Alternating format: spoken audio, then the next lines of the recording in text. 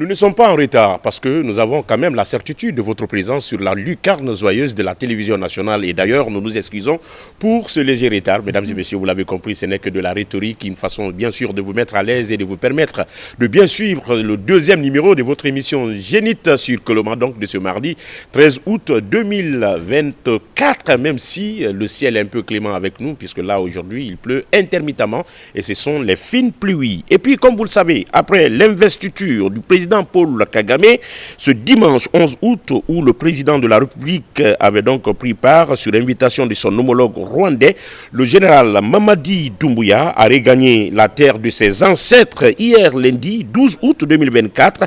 Un retour sur fond de reconnaissance, puisque là il faut le dire ainsi, des efforts consentis depuis son accession au pouvoir, justifiés par une forte mobilisation des populations. Une foule compacte était donc dans les rues de Conakry pour accueillir leur président. Et puis la jeunesse reste et demeure l'épicentre des préoccupations majeures, par conséquent du développement. Cette même jeunesse fait l'objet de divergences entre elles.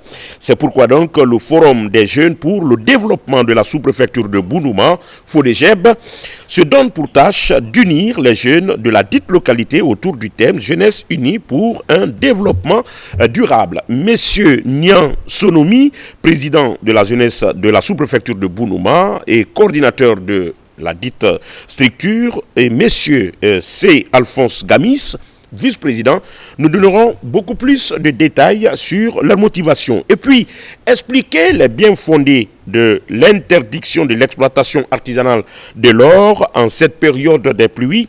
C'est l'objectif d'une mission conjointe des ministères des mines et de la décentralisation à Sigirine dans la Grande Savane guinéenne. Nous décrypterons donc le reportage de notre envoyé spécial Martin Fascinadino. Mais d'ici là, comme vous le savez, d'entrée des jeux, nous allons donc partir avec des sujets non inscrits qui vont donc être amoindris, bien sûr, à travers leur timing, parce que là, nous avons commencé un peu en retard, mais j'ai le plaisir de dire à mes chroniqueurs présents sur ce plateau, bonjour, Daouda Tabansila, l'enfant de Taban. Bonjour Ismaël, voilà, je te salue avec ces pistolets de bonheur ce matin, parce que... Oui.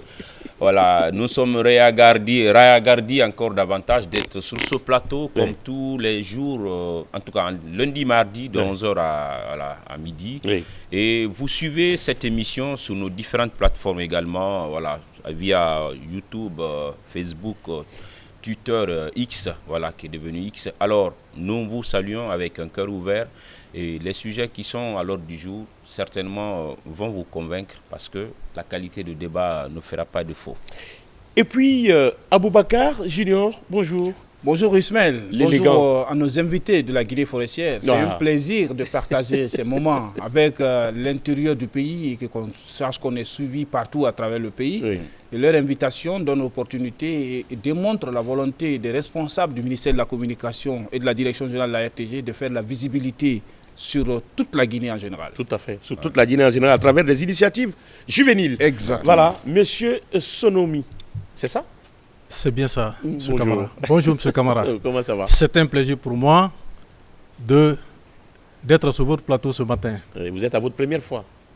Nous ne sommes pas à notre première fois. Ah, d'accord. Nous faisons souvent des sorties médiatiques. D'accord. C'est un plaisir pour nous. Le cas précis de la RTG. Non, de la RTG dans cette émission. Le cas précis de la RTG, c'est la première fois. Voilà. Nous sommes dans un grand plaisir. On n'est pas ailleurs, on est à la RTG. Oui, c'est ça. Nous sommes dans un grand plaisir d'être sur votre plateau aujourd'hui. Oui. Et nous vous disons encore une fois de plus, bonjour et bonjour à vos milliers d'auditeurs. Monsieur C. Alphonse Gamis, sauf que ce n'est pas Gami qui est au niveau du service des langues nationales et d'ailleurs qui c'est... Maître Gami, notre Vous allez bien? Frère. Oui, bonjour M. Camara. Oui. Bonjour, c'est un grand plaisir pour moi de passer à la RTG pour la première fois. Oui. Vraiment, je suis très très ravi et je profite de l'occasion de saluer la famille, la communauté qui se trouve actuellement à Zélékou, à Bounouma, précisément la jeunesse. Vraiment, c'est un grand plaisir. Et bonjour encore, merci. La RTG, c'est le média de service public, ça appartient à l'ensemble des Guinéens. C'est pourquoi les programmes que nous concevons sont orientés, bien sûr, à ces téléspectateurs et ces auditeurs de la radiodiffusion télévision nationale. Mais attention, ce n'est pas tout. La physionomie, bien sûr, du plateau, vous aurez Mohamed III, l'habitué, le baobab et le fromager. Et pourquoi pas Moussa Kouyaté, également chroniqueur et animateur d'émission, reporter du côté de la radio nationale du journal Parler. Ils vont donc nous rejoindre dans la deuxième partie. D'entrée des jeux, Est-ce que, Daouda Taban, Aboubakar Junior, il n'est pas important de savoir qu'est-ce que c'est que FODEGEP? Vous avez quand même 2 personnes en face de vous par rapport à leur entretien. Ben, en attendant, Ismaël, comme nous sommes habitués, voilà. Il ne faut pas faillir à la tradition. À la tradition. Exactement. En attendant, Ismaël... mais il faut quand même retenir une chose. Oui. L'oubli est naturel et indispensable. En effet, voilà. Parce que tu manges du sel. Alors, bien avant mon oncle, je voudrais quand même envoyer un salut au palais de la Colombe, c'est-à-dire à la primature, pour saluer vraiment ce bon regard et ce beau regard, voilà, cette attention portée par le Premier ministre Amadou Ouriba sur la route nationale numéro 3, la RN numéro 3, voilà, Conakry, Dubreka, Bofa et jusqu'à Gambie, voilà. C'est une route internationale, il faut le signaler. Lors de son séjour pour le lancement des travaux de la construction de l'École nationale de l'administration, ENA, le sujet était à l'ordre du jour hier ici sur ce plateau. Il a constaté de visu l'état défectueux de cette route nationale, Ismaël. Parce que quand quelqu'un communique, il y a de ces phrases qui sont importantes dont les médias, voilà, que les médias tirent pour en faire un grand article. Tout à fait. C'est ce qui nous a intéressés pour dire que vraiment le Premier ministre a eu un regard. C'est pourquoi le plus souvent, les autorités, à travers la route, ils peuvent constater beaucoup de choses qu'en allant dans un vol et atterrir sur le site qui devrait les accueillir. Alors, dans sa communication, il a réitéré plutôt la communication de monsieur le préfet de Dubreka, qui dans sa communication, dans son discours, a signalé l'état de cette route, voilà, qui est défectueux depuis déjà 2 ans, 3 ans, Ismaël. Imagine-toi, de Kagbélé à Tanene, à la place des nids de poules, nous avons désormais des nids d'éléphants, voilà, qui vraiment ne font pas ne sont pas à l'avantage des usagers qui pratiquent cette route. Alors, il a rappelé qu'il va signaler au ministre des Travaux publics, voilà, de son retour de Kigali pour qu'il fasse un tour sur cette route et vraiment d'apporter une amélioration afin de permettre à ces usagers de mieux circuler sur cette route nationale, internationale plutôt. Parce que Ismaël, rappelle-toi, quand il y avait ce problème de pont au niveau du fleuve Sumba, il y avait un sérieux souci, un sérieux problème, mais avec l'aide du Japon, pour le moment, ce problème est réglé. Parce qu'à cette époque, il fallait attendre un véhicule, sortir du pont, avant que toi, tu ne traverses le même pont. C'était à un sens unique. Le pont, il est devenu à double sens et il y a même passage piéton. Donc ça, c'est quand même réglé, mais l'état de la route vraiment laisse à désirer, et merci au Premier ministre pour ce regard. Je pense que comme c'est lui qui l'a décidé, les choses certainement vont démarrer à l'avantage de ceux qui pratiquent cette route pour les différentes localités qui y sont. Et souvent on aime dire cette phrase, à quelque chose malheur est bon, mais cette fois-ci on ne peut pas dire à quelque chose malheur bon, parce que l'objectif qui a amené le PM et sa suite dans cette localité, c'était vraiment le bonheur. Alors comment on peut reformuler cette phrase? On peut dire peut-être à quelque chose bonheur est aussi bon. Voilà, c'est ça. À quelque chose bonheur est bon. Je te concède cette déduction. Oui, donc, à quelque chose bonheur est meilleur. Bonheur est meilleur alors. Est bon. Justement, vraiment. Tant mieux que cette route soit vraiment réfectionnée. Voilà, parce que c'est le bonheur qui a amené le PM dans cette localité et qui lui a permis de découvrir d'autres situations. Voilà. Et tout de suite, les décisions sont annoncées. Déjà, prises. Est-ce qu'on aborde dans le même sens ou on a d'autres choses? Oui, il faut quand même saluer le franc-parler du Premier ministre. Ouais. Le Premier ministre... il est caractérisé par ça. Il est caractérisé par ça. Hein. Il a toujours été Il n'a pas besoin de cacher quelque chose, des informations, même si ça démontre par endroit ce qui n'est pas fait, et ce qui n'est pas fait n'est pas fait. C'est ce franc-parler qui manque en Guinée, et je pense que le Premier ministre, partout où il passe, reconnaît les tares du gouvernement, il reconnaît les performances encore du gouvernement. La route est dégradée, elle est dégradée. Il faut des moyens pour pouvoir reconstruire la route, parce qu'à un certain niveau de dégradation, on ne peut pas colmater, on ne peut pas réparer, il faut construire, il faut reconstruire. Donc la reconstruction demande beaucoup de moyens et les étapes sont multiples. Parce qu'au-delà des études, au-delà de la passation des marchés, au-delà du recrutement de la mission de contrôle, de la mobilisation du fonds et de la dépense, de l'exécution des travaux, ça prend du temps. Quand même, il faut reconnaître que le réseau routier guinéen était complètement dégradé. mais avec l'effort du gouvernement, nous voyons aujourd'hui... Ça s'est amélioré par endroits. Que beaucoup sont améliorés. Est-ce que quelque part, bon, vous avez parlé que ça demande beaucoup de processus, est-ce que quelque part, est-ce que c'est parce que les processus, le plus souvent, sont très mal exécutés? Parce qu'il faut quand même se dire la vérité. Depuis les études géotechniques, d'abord, parce que souvent, ce sont les mêmes routes, et ce sont des routes qui ne sont pas à leur première fois d'être bitumées. Et il y a eu des bitumes, mais sauf que vraiment, ça se dégrade bien avant l'âge qui est accordé après la construction. Pour te rejoindre, Ismaël, dans sa communication, le Premier ministre a parlé de la qualité des travaux routiers. Parce que la route là, je ne sais pas comment vous appelez ça, Junior, il y a une autre couche. Après la couche... la couche de base. La couche de base, il y a une autre couche parce qu'à l'époque... Couche de roulement. Feu général Lansana Conté avait décidé de remettre encore une autre couche là-dessus pour permettre quand même un bon fonctionnement de la route. Mais Ismaël, il faut savoir quand même que c'est une route qui est beaucoup plus pratiquée par ces gros porteurs. Oui, il y a une forte fluctuation là-dessus. Exactement. Quand vous pratiquez la route Conakry-Tanene, vous verrez un peu ce flux de camions de sable et de granit qui arrivent sur Conakry. Donc tout ça, ça rend la route un peu défectueuse. Mais ce n'est pas à eux de faire les routes. Si les taxes et les redevances sont payées, c'est aux élus locaux et au gouvernement certainement de faire cette route-là. Qui quand même fatigue aujourd'hui énormément les citoyens. Nous n'allons jamais cesser de parler des routes parce que c'est une préoccupation majeure de développement dans notre pays. Et on est resté longtemps enclavé dans la sous-région et pourquoi même pas, même les régions entre elles sont restées enclavées parce que il y a eu souvent ce problème de route qu'aujourd'hui CNRD est en train, même à Conakry, entre les quartiers. C'est pas encore fini. Voilà, entre les maisons. Je pense qu'on va changer de cap. Moi, ce que je déplore aujourd'hui, c'est parmi les Guinéens, il y a des Guinéens. Et c'est dommage, c'est regrettable. Nous avons vu ici la fonction publique guinéenne, autrefois réservée aux enfants des patrons. Quand ton père n'est pas ministre, il n'est pas secrétaire général, il n'est pas un cadre, il est difficile pour toi d'aller à la fonction publique. Exactement. Avec la refondation, le président de la transition et son gouvernement, ils ont donné la chance à tous les enfants de Guinée qui ont l'âge de travailler, qui connaissent travailler, de compétir pour avoir accès à la fonction publique. Ayant le profil.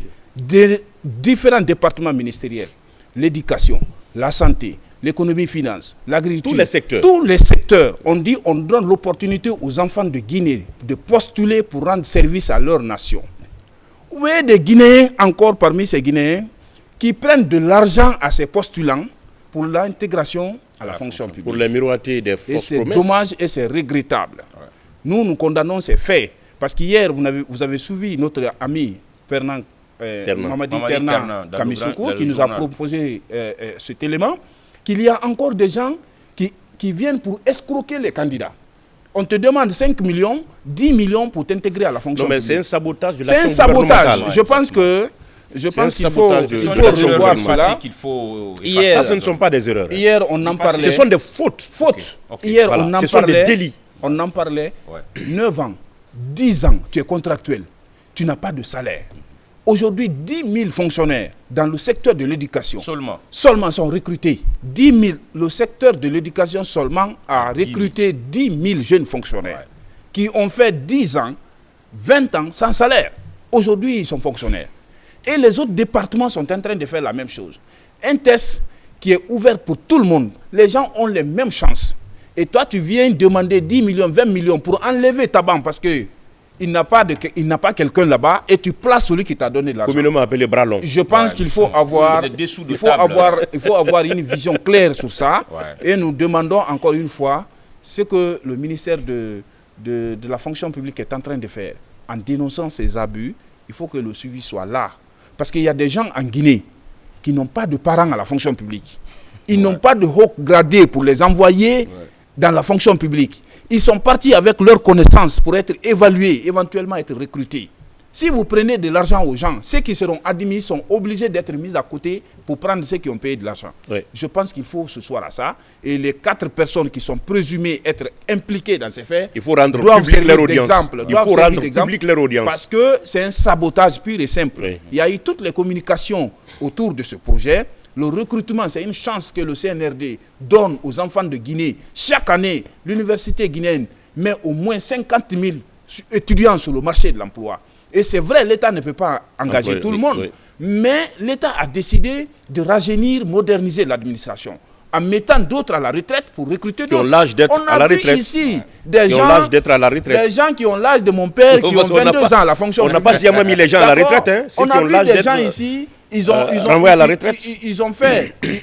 Ils ont le même âge que leurs enfants, ou bien il y a 2 ans entre lui et son fils. Ouais. Mais ils sont tous à la fonction publique. Ou qui travaillent en même temps que leur petit-fils dans l'administration publique. Et nous avons vu des hauts gradés de l'administration ici. Même sa bonne qui cuisine chez lui est fonctionnaire. Bien sûr, tous ces Les autres n'ont aucune opportunité d'avoir accès à la fonction publique. Le CNRD est venu casser ça, donner la chance. Le planteur qui travaille dans sa plantation. Exactement. Et tu vois, son enfant de 2 ans... Son enfant de 10 ans est fonctionnaire. C'est dommage. Oui, parce que quand le gouvernement a voulu déceler un peu ces types de fonctionnaires, on a vu ici un jeune qui avait été recruté à l'âge de 7 ans. 7 ans. Oui, bien à la sûr. fonction publique. Je connais même le nom de famille, mais que je vais taire ici. Exactement. En tout cas, le recensement biométrique, le gouvernement doit sévir. Le recensement biométrique et les contrôles qui ont été engagés depuis l'arrivée du CNRD auront permis quand même de déceler pas mal de problèmes et même des fonctionnaires fictifs et des fonctionnaires qui prennent le salaire mais qui n'existent nulle part et qui ne servent nulle part, n'est-ce pas, en tout cas à quelque niveau que ce soit. L'administration centrale ou l'administration décentralisée de notre pays. Pour finir, merci et chapeau pour... Voilà. Pour finir, il faut qu'on change. Le changement, c'est pour tout le monde. L'avantage de l'assainissement du fichier de la fonction publique, des gens qui prenaient 5-10 salaires, aujourd'hui, c'est cassé. Ils ont assaini le fichier de la fonction publique. C'est ce qui permet aujourd'hui de recruter 20 000 fonctionnaires. Oui. Et alors, là, les efforts sont en cours. On va changer de sujet. On a d'autres sujets. Et les saboteurs viennent pour encore demander l'argent dans ce processus. Il faut changer. Voilà. C'est ce qui nous rattrape, ce léger retard que nous avons accusé dans l'entame de cette émission. Mais ce qu'il faudrait quand même signaler, il ne faudrait pas que les uns et les autres pensent que c'est l'État, c'est-à-dire le chef de l'État et l'ensemble des membres du gouvernement qui changeront et qui donneront le bonheur à l'ensemble des Guinéens. Mais c'est chaque Guinéen, de par ses actions, de par ses faits, de par ses réflexions, de par son comportement, où qu'il se trouve, à quelque niveau que ce soit, c'est vraiment sa contribution qui pourrait amener le bonheur à l'ensemble des Guinéens. Parce que il y a pas mal de choses que nous remarquons le plus souvent. J'ai regardé de façon exorbitante un monsieur qui était dans sa voiture de couleur rouge, Nissan Albera, en provenance de Koya pour Conakry, qui a baissé sa vitre et qui a jeté une canette de jus en pleine chaussée. Mais je l'ai regardé pendant 20 minutes parce que nous étions dans un embouteillage et nous étions parallèles. Je l'ai regardé, j'attendais à ce qu'il me pose la question, monsieur, pourquoi vous me regardez? Mais lui-même, finalement, il a eu honte, il a fait remonter sa vitre parce qu'il a compris que ce qu'il avait fait là, c'était vraiment écœurant. Et certainement, si tu lui parlais, il allait te dire, si c'est ton papa qui Non, mais j'allais accepter quand même de lui dire cette vérité, que la chaussée appartient à l'ensemble des Guinéens, que ce n'est pas aussi une propriété privée. Et la route n'est pas une poubelle. Très bien. Alors, on peut aller à Bounouma là. Et vous avez nos 2 invités. Bonjour monsieur. Le président et son vice-président. Bonjour. Votre association, son nom et ses objectifs. Merci monsieur, merci de m'avoir passé la parole. Notre association, c'est le FOGEDEB. Et comment est venue l'initiative? Le FOGEDEB, d'abord, est dénommé Forum des jeunes pour le développement de la sous-préfecture de Bounouma. Et cette structure est venue suite à une analyse que nous avons faite au sein de la coordination. Nous étant les jeunes, nous avons compris qu'au niveau de notre agglomération, il y a des problèmes. Et ces problèmes ne sont rien d'autre que le secteur de l'éducation, par exemple. Nous avons constaté qu'il y a un nombre significatif d'élèves qui régressent de jour en jour. Et suite à cela, nous nous sommes donnés pour objectif pour dire pourquoi ne pas mettre une structure en place afin de créer un cadre de concertation et de réflexion sur les réalités de notre sous-préfecture au sein de cette jeunesse. Alors, pour ce faire, tous les jeunes se sont concertés. Et à l'issue de ça, la coordination sous-préfectorale a validé cette structure dénommée le FOGEDEB. Et son objectif principal, c'est permettre aux jeunes de se concerter et de réfléchir sans distinction de race ni de religion, afin de faire la conjugation des efforts pour le développement de cette sous-préfecture. Et pour ce faire, on s'est dit, qu'est-ce qu'il faut? Nous allons inciter les enfants au travail.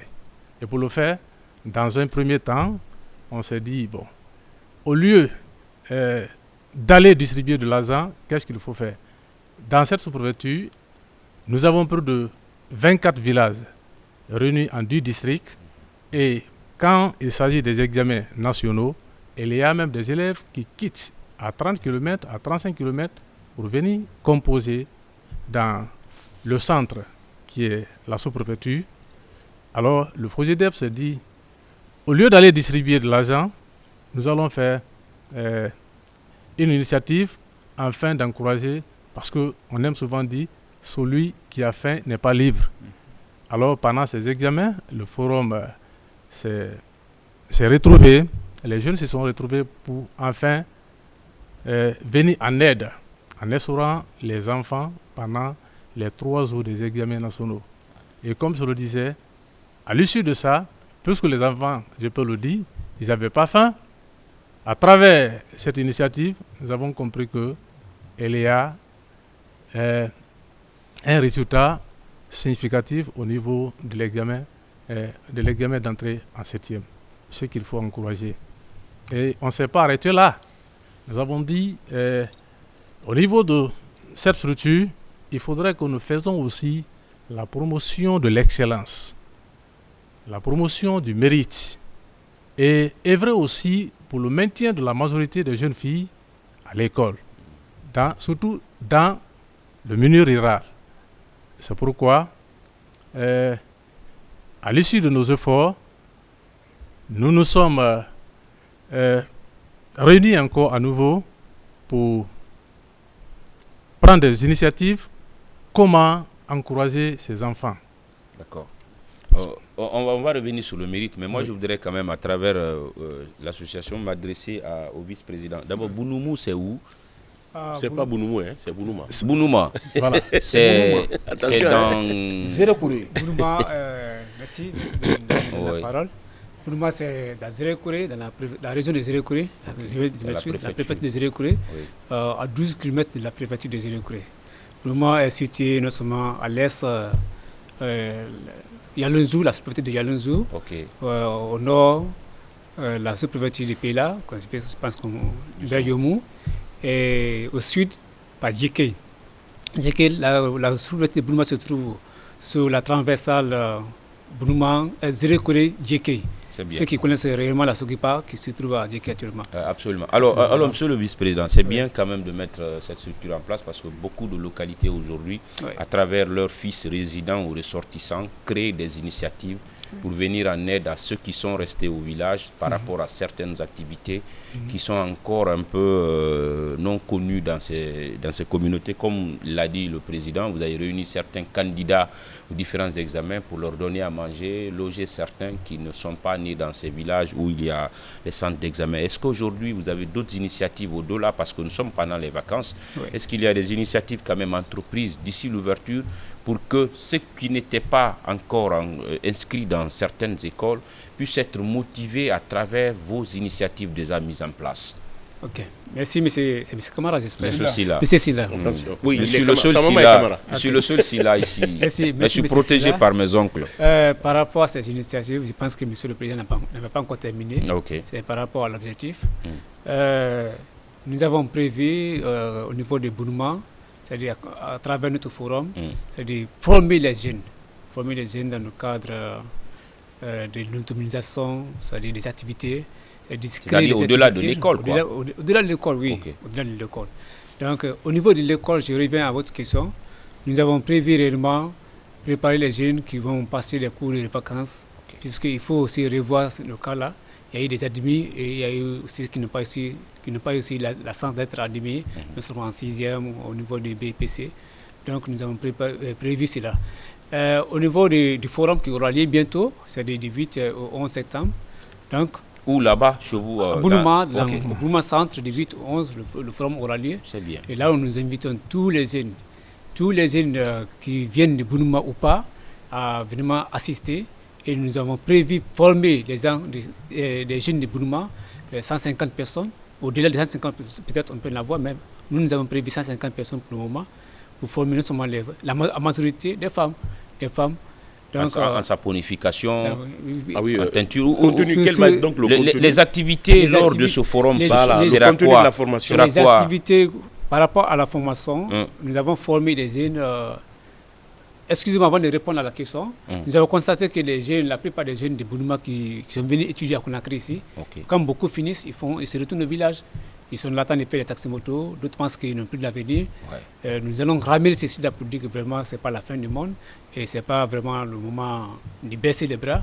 Donc on va les former pour dire que vous pouvez vraiment, à travers ces formations, vous créer des activités qui peuvent vraiment ramener. Et on va également aussi faire face à ceux qui sont partis à Bounouma et qui ont reçu, c'est-à-dire qui seront aussi des invités, qui vont venir donner des témoignages. Des témoignages par rapport à ceux qui sont passés, ceux qui sont traversés et jusqu'à ceux qui sont là où ils sont actuellement. Quel est le niveau de soutien aujourd'hui des autorités préfectorales par rapport à ces initiatives que vous entreprenez? Le président peut intervenir intermittemment sur les questions. Nous sommes sur les démarches. Je pense que, sans plus tarder, nous citons au ministère de l'Éducation avec le président. Et c'est un vraiment cadre de la sous-préfecture. On appelle qu'ils viennent nous assister, puisque nous n'avons pas les moyens vraiment pour... Parce que quand on parle de forum, il y a quand même des dépenses préalablement que vous devez vraiment, faire. Il y a un montant jusqu'à 100 et quelques millions. Donc nous demandons aux fils et aux filles de Bounouma vraiment de nous assister. Et les personnes de bonne volonté, pas seulement de Bounouma, mais des personnes de bonne volonté. Nous sommes partis voir le ministre de l'Éducation, puisque nous sommes dans le sens là. M. Jean-Paul Sédi. Effectivement, il nous a vraiment promis, il nous a confié à un monsieur. Nous sommes sur les démarches, vraiment. Je pense que ça ira et à travers les aides, on pourra aboutir à ce que nous voulons entreprendre. D'accord. Junior, pour le président. Monsieur le Président, oui. Vous comptez organiser un forum. Quelles seront les thématiques que vous allez aborder au cours de ce forum? Junior, merci merci de m'avoir passé la parole. Le forum édition 2024 au niveau de la sous-préfecture de Bounouma a pour grand thème jeunesse unie pour l'émergence et le développement durable, et qui aura à son tour des sous-thèmes tels que le décrochage des élèves dans le secteur de l'éducation, c'est-à-dire quelles sont les causes de l'abandon, quelles sont les responsabilités des parents dans le suivi des enfants en milieu rural. Il faut signaler ça aussi aux parents, comme l'a si bien signalé le vice-président. On ne s'est pas arrêté là parce que cela ne peut pas se faire entre 2 personnes ou 3 personnes. C'est pourquoi nous allons réunir toutes les autorités de la localité, toutes les couches sociales, les organisations de la société civile, les SAG, les présidents du district, pour venir voir ce qui va se passer à travers le développement, les détails de cette thématique. Il y aura des panélistes qui sont aussi choisis. Nous avons 4 panélistes qui sont choisis au niveau des différents... Vous pouvez déjà les citer pour les différents sous-thèmes. Au niveau de puissent inciter certains à venir les au niveau de l'éducation, par exemple, il y a un de nos frères qui est aujourd'hui au département qui s'appelle Adrien Gbami. Il est aussi un enseignant, un fervent communicant du département aujourd'hui qui est le responsable chargé de la thématique du décrochage, n'est-ce pas, des élèves en milieu rural. C'est-à-dire la déperdition scolaire. La déperdition scolaire, c'est ça même le thème. Il y a aussi Pepe Charlie, il est le président de la MAOD, la Maison des associations et ONG de Guinée, basée dans la région forestière. C'est un modèle de réussite. C'est lui qui va développer, n'est-ce pas, le thème lié à l'autonomisation, la formation liée à l'autonomisation des jeunes en milieu rural. Quand nous vivons en milieu rural, en tant que diplômés, qu'est-ce qu'il faut faire pour pouvoir, pas seulement dans les grandes agglomérations qu'on peut devenir quelqu'un, mais rester aussi en milieu rural, on peut entreprendre et devenir quelqu'un.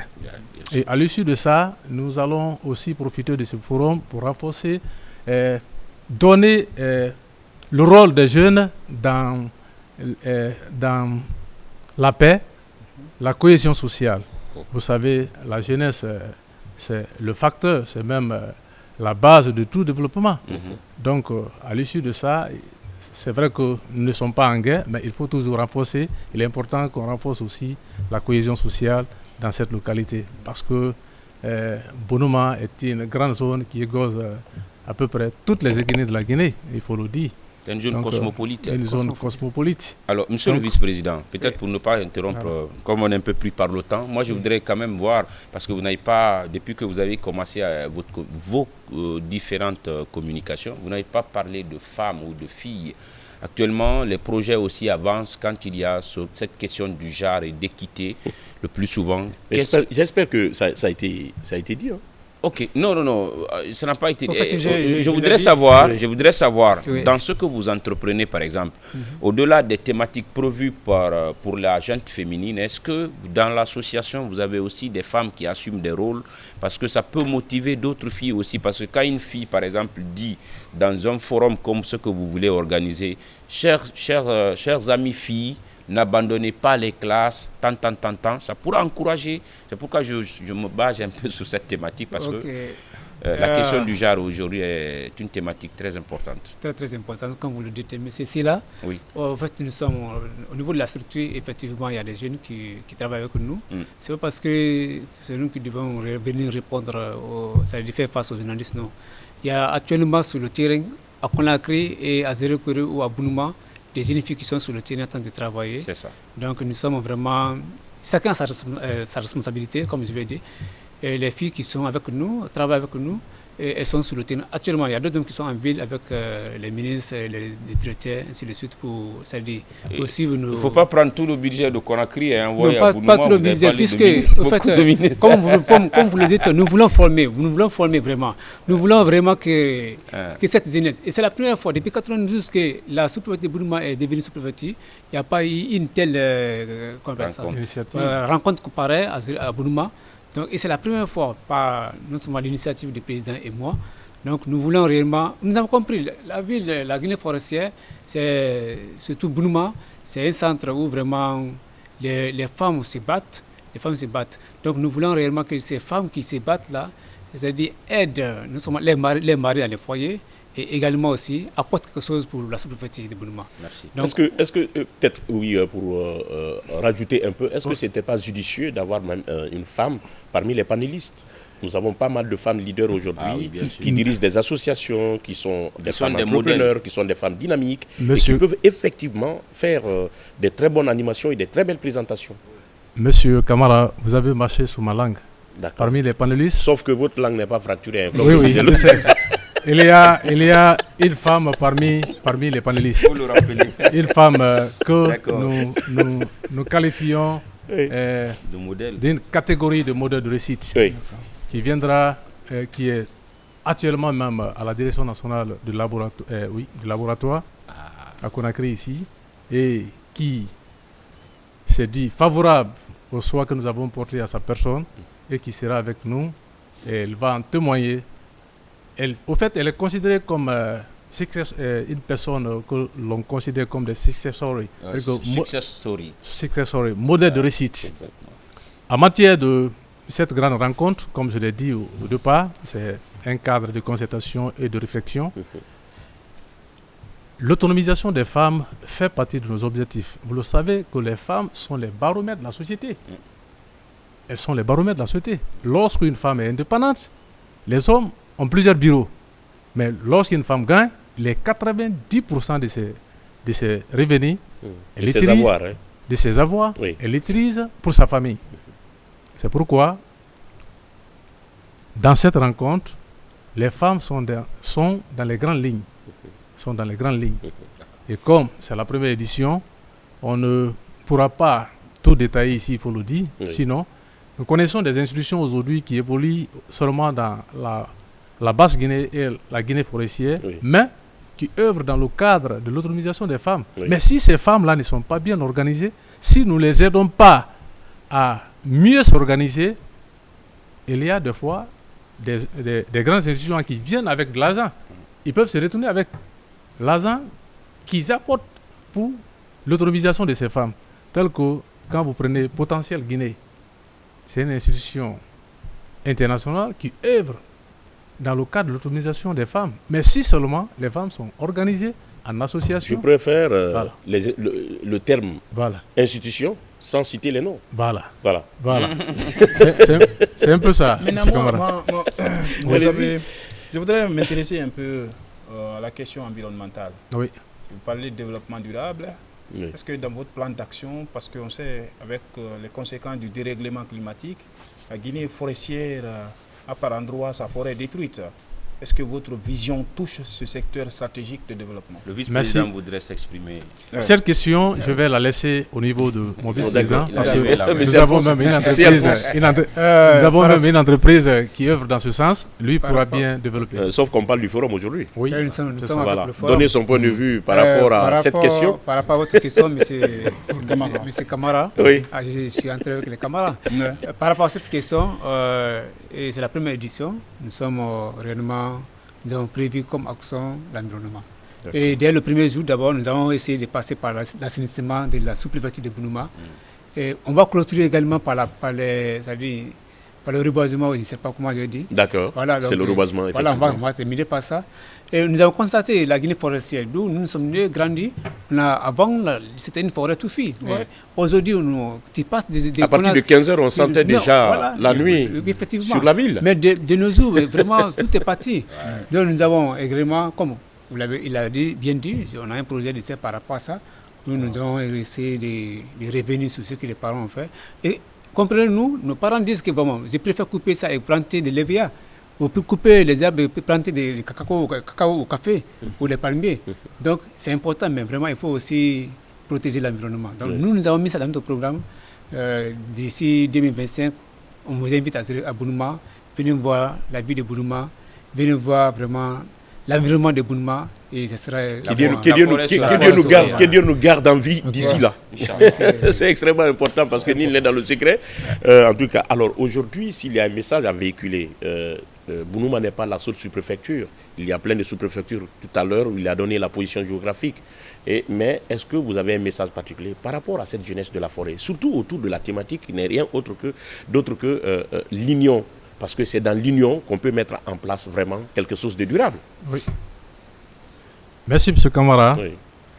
Le FOGEDEB n'est pas focalisé seulement à Bounouma, il faut le dire, c'est une responsabilité collective. Nous lançons un appel à toute la jeunesse de la Guinée forestière et surtout à nos sous-préfectures, c'est-à-dire les sous-préfectures environnantes, qui d'ailleurs ont reçu leur carte d'invitation pour honorer par leur présence lors de cette grande rencontre.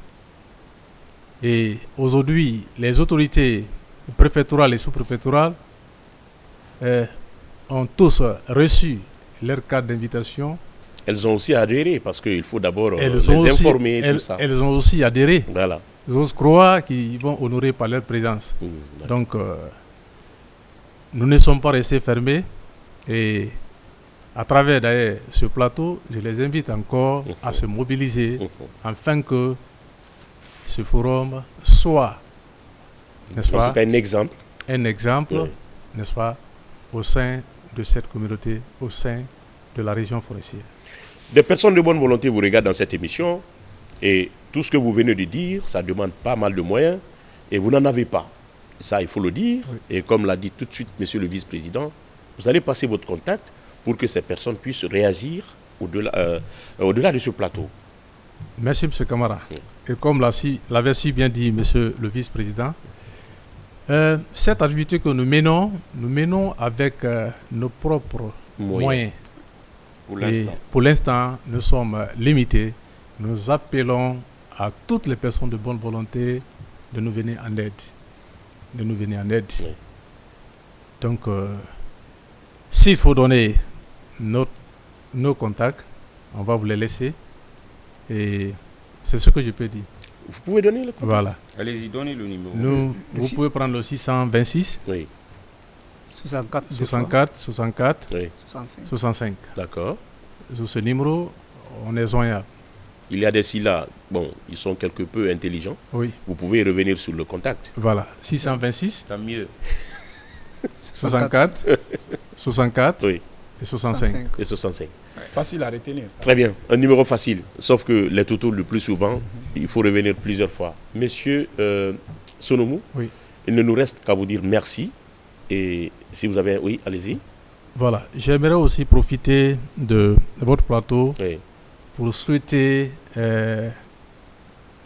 la fête internationale de la jeunesse à tous les jeunes du monde entier. D'accord.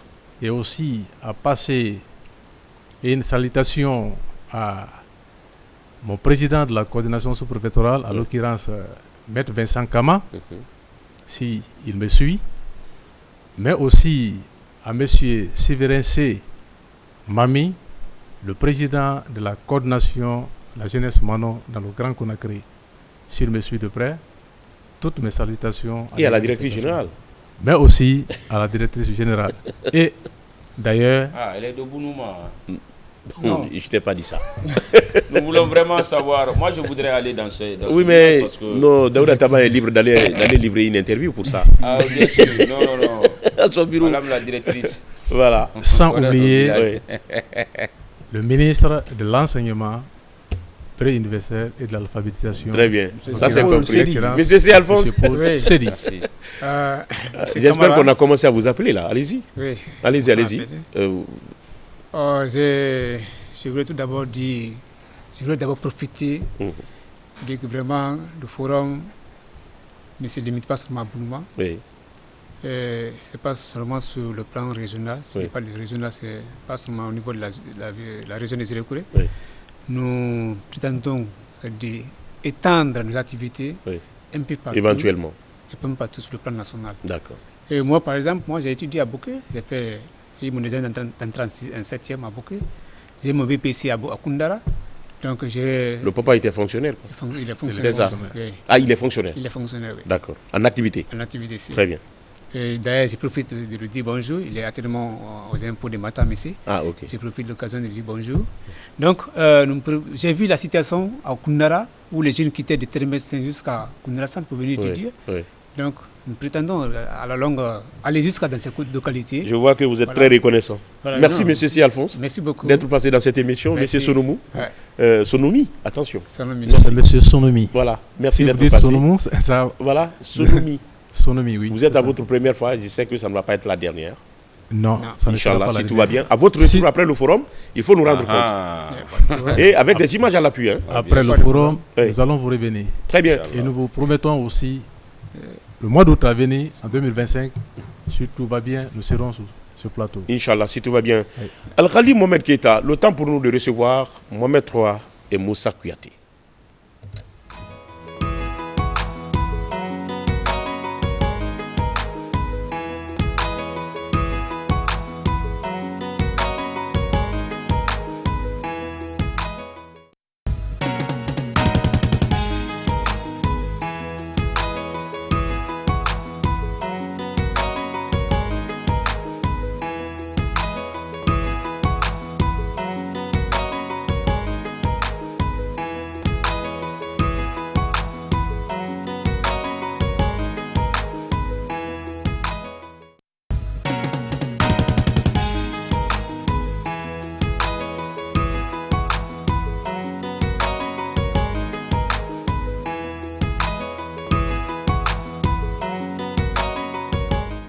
Nous voici donc de retour sur ce plateau pour la deuxième et dernière partie, donc caractérisée par la présence de Moussa Kouyaté et de Mohamed III, le fromager, le baobab, le patient.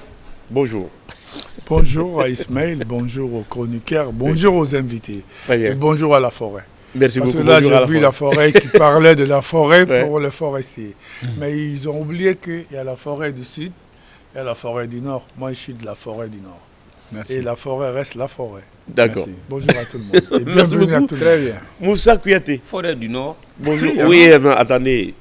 Quand un sage parle, non, je veux comprendre. C'est pour les initiés. Alors, pour lui mettre à l'aise, la forêt du Nord, Bokeh, quand tu as les Landouma, les Nalou, les Kwakwa, les Baga, tout ça, c'est les forestiers du Nord. Merci. Mais le Sud, c'est les Thomas, les Konyanké, c'est les Thomas Mania, les Guerzé, et puis les Omé, tout le monde là. C'est ça la forêt du Sud. Très bien. Il a la réponse. Merci beaucoup. Voilà. Bonjour. Oui, bonjour Ismaël et bonjour à tous ceux qui nous regardent à travers la Guinée et un peu partout dans le monde. Je dirais que cette deuxième et dernière partie, c'est vous qui allez commencer, n'est-ce pas, à analyser tout ce qui va donc à venir après. Mais ce qui reste clair, le président de la République guinéenne a donc regagné le bercail hier. En tout cas, il a été reçu à travers toute une marée humaine. Je le disais, est-ce que c'est une façon de reconnaître les efforts consentis par ce dernier, puisque là, il est sorti du pays il n'y a même pas longtemps, et il est revenu, c'était à l'occasion de l'investiture de son homologue Paul Kagame, rwandais, et il est revenu, il y a eu toute une haie humaine de l'aéroport au palais, et j'espère que Al-Khali va donc essayer d'imager les trucs pour nous, mais Moussa Kouyaté était donc au cœur de l'actualité aussi. Alors, comment vous trouvez cette réception que moi je qualifierais également d'exceptionnelle? Historique. Oui, Ismaël, on a vu les images hier sur le petit écran de la télévision nationale. Le président, bien sûr, pour planter un peu le décor, a pris part à l'investiture de son homologue rwandais Paul Kagame. Et pour vous rappeler, le Rwanda est aujourd'hui un modèle quand même sur le continent africain en matière dans beaucoup de secteurs de développement socio-économique. Le retour du président, vraiment, nous avons vu ces images qui étaient très impressionnantes. Le président a été accueilli par une foule immense de l'aéroport, en tout cas tout au long du trajet. Il y avait vraiment beaucoup de personnes qui étaient sorties pour magnifier, si vous voulez, un peu et reconnaître les efforts fournis par le chef de l'État dans beaucoup de domaines de développement en Guinée. On a vu, comment dirais, notre spécialiste pour des questions routières, des travaux publics, on parlait tout à l'heure. Aujourd'hui, depuis l'arrivée du CNRD au pouvoir, on a vu assez de changements, surtout dans la capitale ici, parce qu'il y a des routes qui n'étaient pas vraiment praticables avant le 5 septembre 2021. Mais aujourd'hui, même si des efforts... Il y a des citoyens qui garaient leurs véhicules à 200 mètres de leur lieu d'habitation.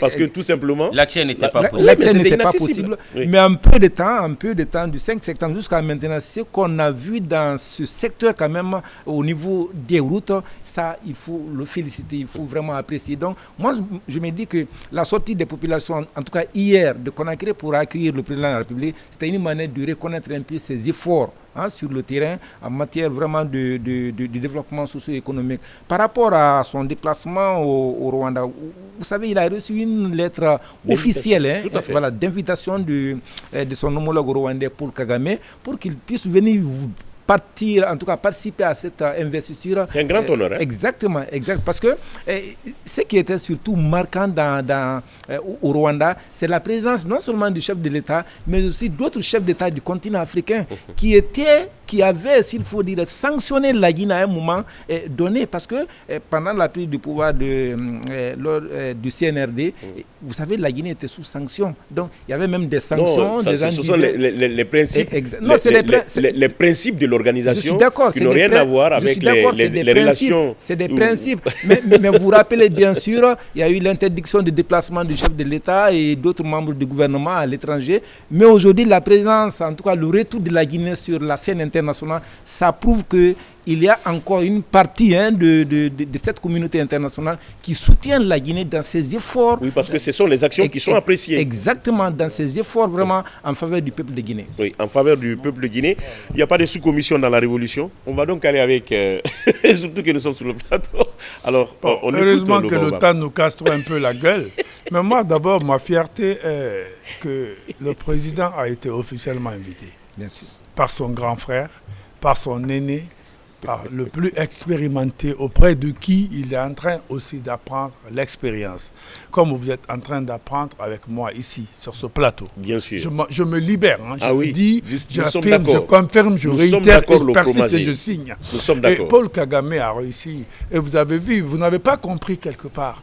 Est-ce que vous avez vu que Mamadi a serré la main aux différents enfants de Paul, madame, aux 5 autres enfants? Je ne sais pas si vous avez vu les enfants. Le dernier était le militaire. Oui.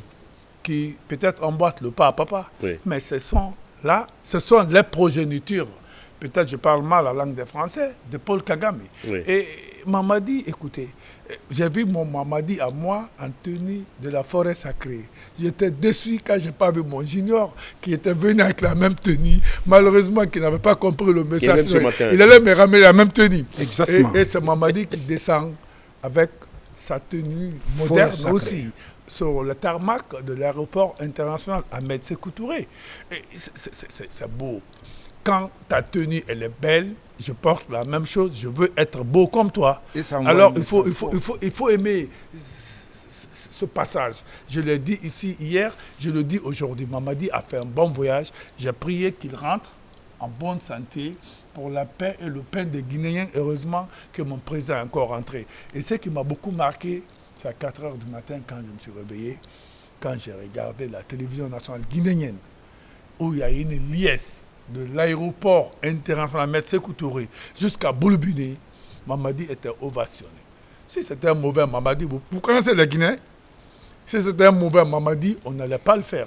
C'est un bon Mamadi qui est venu, c'est pourquoi on a applaudi, c'est pourquoi on l'a accompagné, c'est pourquoi on l'a boosté, c'est pourquoi on l'a ramené dans la case de départ, dans le palais Mohamed V. C'est ça d'abord, je me limite là parce qu'ils sont tellement chauds que je leur donne le temps de mieux en parler. Je vais en 30 secondes, Ismaël. Et surtout, cette réception a été faite dans un jour, en tout cas à un moment qui était choisi par en tout cas certaines formations politiques comme journée ville morte. Mais il n'y a pas de couteau pour égorger Conakry. Donc c'est là, sa présence, en tout cas hier, la réception a prouvé hier en tout cas, vous que les gens n'étaient pas encore prêts pour vraiment... Moi, je ne parle pas de ça.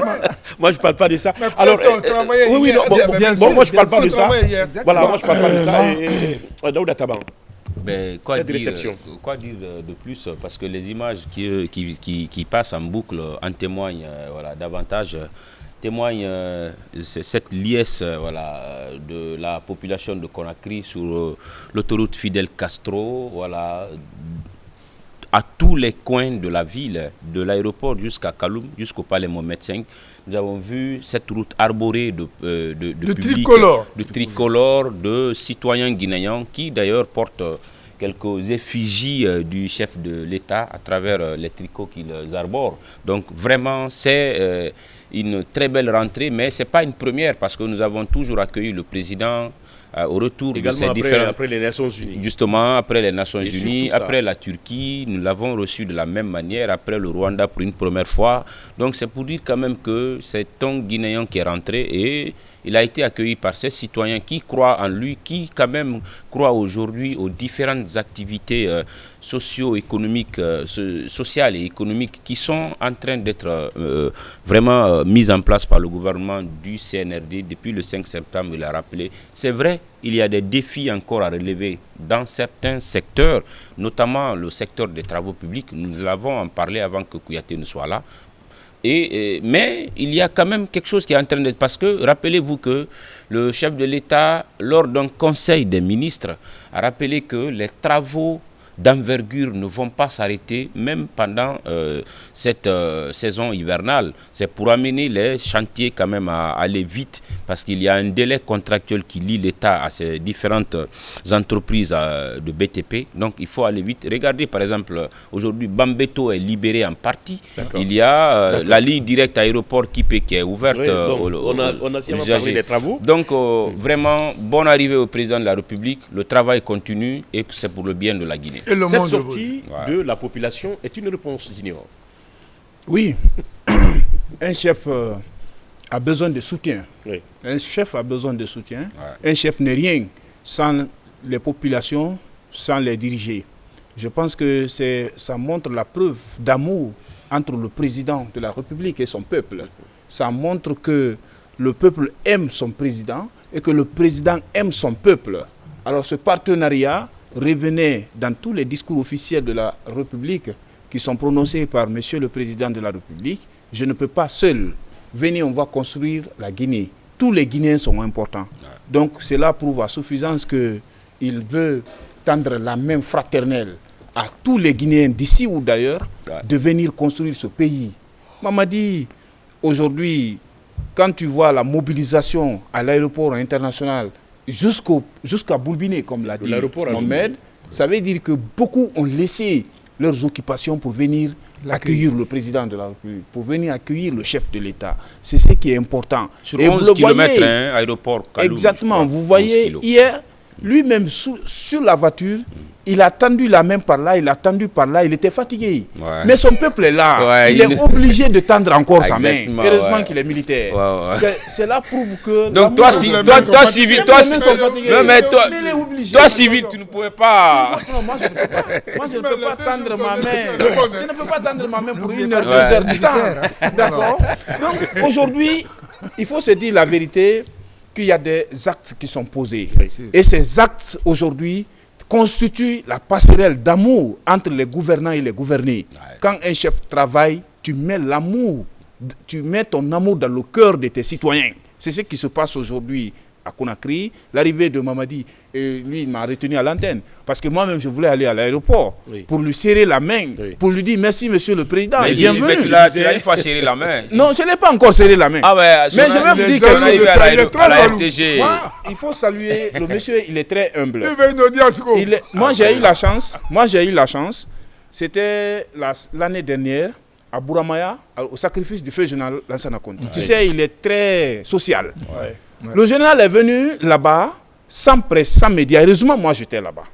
Donc, il était avec le doyen de la Basse-Côte, dans la cage de Lansana Conté. Et moi, j'ai eu la chance d'être à 1 mètre à côté du président. Mais j'ai vu que c'est un homme simple, un homme adorable, qui a la courtoisie, qui s'exprime, tu as du mal à l'entendre. Il est caractérisé par la simplicité. Non, mon ami. Tu avais senti l'odeur de son parfum? Le problème est que Général Bala Samoura était là. Général Bala Samoura était là. D'accord. Et il y avait un autre officier à côté, et le président était là, à côté du Kontigi de la Basse-Côte. Et moi, j'étais en face du président, je prenais la voix du Kontigi. Donc, la chaleur que j'ai eue du monsieur, j'ai vu que c'est un homme... Il faut s'attendre, chaleur la feront de lui. C'est un homme serein. Je veux dire que c'est un homme serein, c'est un homme adorable. Très bien. Il est courtois. Et aujourd'hui, c'est ce que le peuple est en train de restituer. Vous pensez que le peuple de Guinée a dépassé le stade de la manipulation. Aujourd'hui, il faut reconnaître, tout le monde ne peut pas être président. Celui qui est président, on le soutient. Les routes que Mamadi fait, il n'envoie pas avec lui. L'aéroport qui est en train d'être agrandi, c'est pour le peuple de Guinée. Le courant qui va venir, c'est pour le peuple de Guinée. Les projets comme Simandou. Les routes, les projets comme Simandou, c'est pour le peuple de Guinée. Soutenons-le parce que c'est lui qui est là d'abord. C'est-à-dire, montrons qu'il est en train de faire du travail pour les Guinéens qui sont reconnaissants. Très bien. Ça, c'est pourquoi je disais donc dans cette relance, que, comment on appelle, cette sortie de la population était une réponse sur fond de reconnaissance des efforts consentis. Et bienvenue, monsieur le président, chez vous, dans votre case, en tout cas, la maison de vos ancêtres, et continuez à bien faire. Et qui qu'il soit dans cette vie, quoi que tu fasses, tu auras toujours quand même des gens dans ton dos qui parleront du mal de toi. Mais il y en a quand même qui reconnaîtront aussi les bienfaits. Et c'est ce qui est important. Si ceux qui reconnaissent les bienfaits dépassent largement ceux qui sont dans le dos pour chercher à mettre les bâtons dans tes roues ou pour vraiment te critiquer, j'espère qu'il faut fermer les yeux. Il faut préférer vraiment cette marée de personnes qui vraiment reconnaissent quand même tes bienfaits et que cela ne doit jamais te décourager. Nous partons à Sigiri et comme vous le savez, récemment une mission conjointe des ministères des Mines et des Travaux publics, plutôt, attention, du ministère de l'Administration du Territoire, était donc à l'intérieur du pays pour aller expliquer les bien fondés, n'est-ce pas, de cette décision interdisant, n'est-ce pas, l'exploitation artisanale en cette période de pluie. Notre envoyé spécial en 2 minutes, c'est Martin Fascinadino qui a donc été, et nous allons chacun retrouver Deux phrases pour terminer.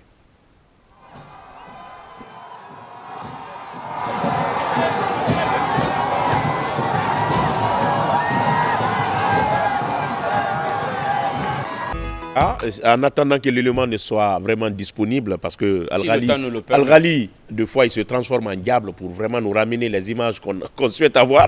Ouais. Alors, vous avez quand même suivi dans nos différentes éditions. Oui, on a suivi le reporter Martin Fansinaduno qui nous a fait le compte-rendu de cette mission conjointe entre le ministère des Mines et Géologie et le ministère de l'Administration du Territoire et de la Décentralisation. Oui. Il est question d'aller voir la réalité parce que c'est comme le repos biologique en mer. C'était une manière de dire à l'exploitation artisanale, aux acteurs, de surseoir à l'exploitation artisanale de l'or en attendant que les décisions ou les textes liés à l'environnement, liés à l'éboulement, liés à plusieurs situations soient réglés. Oui. Et vous n'êtes pas sans savoir que l'exploitation artisanale de l'or, oui, c'est une activité génératrice de revenus, mais qui cause d'énormes dégâts à notre environnement, qui cause d'énormes dégâts à même la scolarité de nos enfants, parce que généralement, les enfants qui sont dans ces zones d'exploitation artisanale de l'or ne sont pas scolarisés, et d'autres même sont déscolarisés pour aller exploiter de l'or. Et toutes ces questions touchent l'avenir de la nation. Des enfants mineurs et dans les mines. Vous voyez l'éboulement. Parfois, on entend 2 morts, 3 morts et 4 morts chaque jour. Je pense que c'est regrettable. Il faut réglementer le secteur parce que c'est vrai qu'aujourd'hui, l'association des arpailleurs de Guinée qui est gérée par le monsieur Tidiane Koïta a fait beaucoup d'efforts pour permettre de réglementer le secteur et éventuellement scolariser ses enfants et mettre la sécurité sur ces sites miniers. Malheureusement, sur ces sites miniers, malheureusement, chaque année, il y a des problèmes. Donc aujourd'hui, les autorités de la transition ont décidé de surseoir à l'exploitation artisanale pour calmer le jeu en attendant de voir clair. Et là, les préfets, les gouverneurs, les sous-préfets qui sont dans ces zones d'exploitation sont mis en contribution pour pouvoir respecter la décision du gouvernement. Et là, c'est ce qui a permis au ministre de l'administration du territoire et de la décentralisation et celui des mines pour se rendre à Sigiri pour constater effectivement que les travaux d'exploitation sont arrêtés. Ismaël, c'est une bonne chose parce qu'il faut réglementer le secteur. Très bien. Kouyaté Moussa. Oui, il faut réglementer le secteur. Vous savez, Sigirine d'abord se trouve, c'est une préfecture. Nous n'avons que 5 minutes. Qui est très loin de Conakry, qui se trouve à plus de 770 km de Conakry. Et pourquoi la fermeture des mines d'or vous le savez, la décision a été prise il y a quelques semaines de cela. C'est pour permettre vraiment à ces orpailleurs d'aller au champ pour aller cultiver. C'est aussi une alternative. Exactement. Parce qu'aujourd'hui, on a tendance à abandonner carrément les activités agricoles dans ces zones. Parce qu'on peut exploiter l'or à tout moment, mais on ne peut pas cultiver à tout moment. Donc il y a une période, vraiment un temps pour aller au champ. Moussa Kouyaté. Non, mais il a parfaitement raison. L'exploitation de l'or, c'est à tout moment, il y a Ismaël. Parce qu'également à Dingraï, à Kalinko là-bas, je crois, il y a des mines. Non, il n'y a pas de mines. Pour le moment, il n'y en a pas. Même si l'or se trouve partout en Guinée, mais à Kalinko, l'or n'est pas encore. D'accord, il n'y a pas de problème. Donc, espérons qu'on y trouve. Exactement. Non, il y en a, mais pour le moment, l'exploitation n'est pas encore faite. Donc, pour le moment, c'est vraiment la mission de ces deux ministères, c'est pour aller s'enquérir vraiment de l'effectivité de cette décision de fermeture des mines d'or au niveau des exploitants artisanaux. Je crois que moi, ce qui m'a surtout marqué dans cette visite, c'est la sortie ou bien l'intervention du ministre des Mines. Vous savez, à côté de ces exploitants artisanaux, il y a des femmes qui travaillent aussi dans ces mines d'or. C'est-à-dire, les femmes ont sollicité auprès de ces autorités qui ont fait le déplacement de leur donner vraiment cette occasion d'aller laver les graviers. Vous n'êtes pas un exploitant minier. Non, mais je sais. Voilà. Mais pour aller laver ces graviers, parce que ça traverse ces petites activités. À travers ces petits travaux que ces femmes parviennent quand même. On appelle ça niais. C'est à travers ces petites activités que ces femmes parviennent quand même à subvenir leurs besoins. Donc, moi, ça m'a beaucoup attiré mon attention. En tout cas, le ministre des Mines de la Géologie, il a dit qu'au retour à Conakry, ils verront avec les départements sectoriels pour voir qu'est-ce qu'il faut. Ça sera une question de 2 poids 2 mesures. Non, pas 2 poids 2 mesures. Attention. Les jeunes qui vont dans les mines d'or pour creuser et les femmes qui viennent déjà laver les graviers qui sont sont déjà sortis sous terre, c'est carrément différent. Le dénominateur commun, c'est non, c'est carrément différent. Taban n'a pas fait. On ne va pas engager une polémique à la fin de cette émission. On mieux que moi. Voilà, on ne va pas engager. Donc celui qui a fait. Oui, le baobab avant Taban. Non, moi j'aurais bien voulu que Taban finisse parce que ils ont tout dit. Le doyen clôture toujours. D'accord. Non, il finit et puis moi. Oui, mais il ne faut pas quand même s'accaparer de sa sagesse. Ce qu'il faut dire, moi, c'est juste le point nodal de tout ça. Les autorités quand même regrettent aujourd'hui que certains enfants, après peut-être l'école primaire, ne continuent plus dans les collèges et les autres cycles de la formation. Ils commencent à toucher de l'argent. Justement, parce que quand un jeune, par exemple, descend dans le trou le matin, il remonte avec quelques kilogrammes ou quelques grammes d'or, ça peut lui faire 1 million, 2 millions. Cet argent facile. Il s'achète dans un premier temps une moto. Justement, il s'achète une moto, il fait de la belle vie, il y a de la drogue dans les sites miniers. Il y a beaucoup de problèmes c'est une question globale que le gouvernement veut régler aujourd'hui. Donc, le déplacement de ces autorités peuvent quand même amener ces jeunes à vraiment être conscientisés, à mieux comprendre. Le pourquoi de la décision. Parce qu'avant ces deux ministres, nous avons vu la ministre Diallo de l'Environnement et du Développement durable qui était partie reboiser sur certains sites miniers aussi et sur la montagne, sur certaines montagnes des différentes localités pour quand même restaurer nos forêts que nous avons perdues, qui causent aujourd'hui d'énormes soucis par rapport à... Espérons que les recommandations à l'issue effectivement de cette interdiction soient mises en application. Le côté environnement soit vraiment pris en compte par, n'est-ce pas, les orpailleurs eux-mêmes. Et Ismaël, il y a la prolifération des sociétés minières et l'insécurité surtout. Donc toutes ces questions... Dans les zones minières, il y a beaucoup d'éléments qui rentrent en ligne de compte. Pour terminer. Moi, ma mission, elle est simple.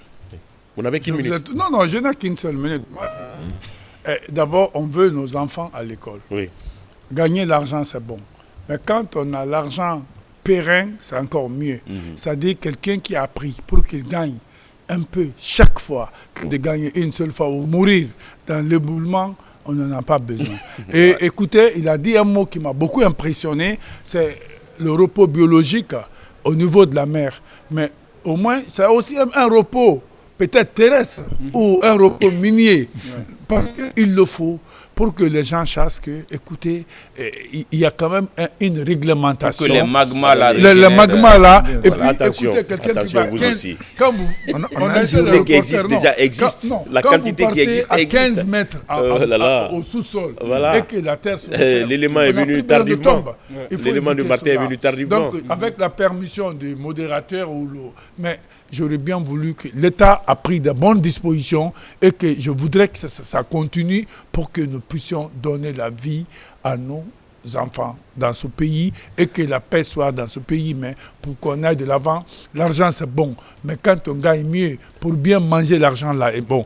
Mais quand on a l'argent, on ne peut pas manger que d'autres personnes mangent à votre place. Parce que vous êtes déjà mort, ce n'est pas normal, Ismaël. C'était ce que je voulais dire. C'est bien dit. Et ça quand même c'est bien dit. Sauf que malheureusement, comme vous l'avez dit, le temps joue à notre défaveur et l'élément... Malgré la combativité de Al-Khali pour nous trouver vraiment cet élément, nous sommes pris par le temps. Mesdames et messieurs, vous allez donc devoir nous comprendre. Tout le plaisir d'ailleurs a été pour nous de vous servir au compte de ce numéro, le deuxième numéro de la semaine de votre émission Zénith Sud Coloma. Une fois encore, nous espérons que vous avez été bien servis. Et merci à l'ensemble des cadreurs et pourquoi pas les techniciens, à notre réalisateur Al-Khali Mohamed Keïta, régulier et fidèle au poste. Où que vous soyez, passez un agréable moment en notre compagnie et restez focus sur la lucarne joyeuse de la télévision nationale. Dans un court instant, vous aurez l'édition de 13h avec la rédaction politique du journal télévisé. Merci à l'ensemble des chroniqueurs, où que vous soyez. Au revoir et la semaine appartient à l'équipe qui vient après.